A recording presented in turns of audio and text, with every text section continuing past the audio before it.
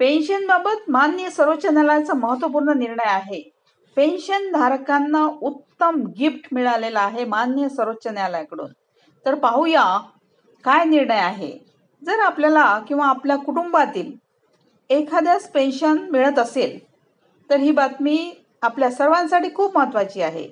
माननीय सर्वोच्च न्यायालयाने निवृत्ती वेतन धारकांसाठी काही महत्त्वपूर्ण निर्णय दिलेले आहेत. जे प्रत्येक पेन्शनरला माहीत असायलाच पाहिजे. आता हा निर्णय पेन्शन आणि पगाराच्या दुरुस्तीशी संबंधित आपले अधिकार स्पष्ट करतो.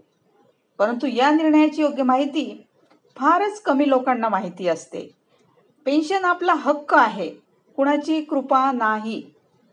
तर माननीय सर्वोच्च न्यायालयाने हे स्पष्ट केले आहे की पेन्शन केवळ सरकारच्या इच्छेवरच अवलंबून नाही, तर हा एक आपला अधिकार आहे.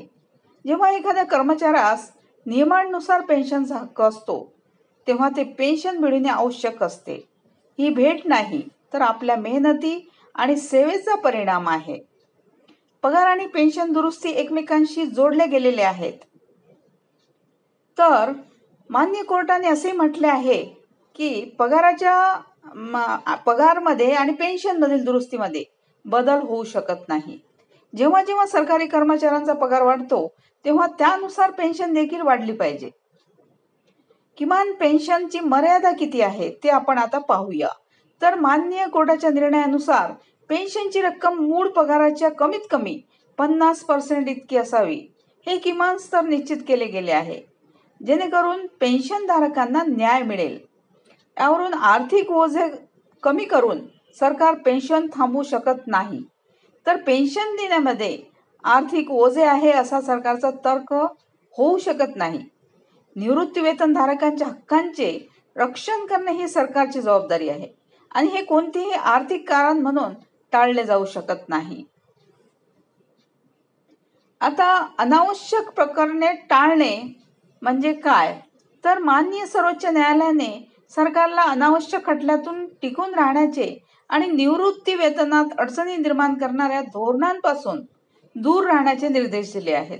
हे निवृत्ती वेतन धारकांना दिलासा देईल आणि त्यांच्या समस्या कमी करेल.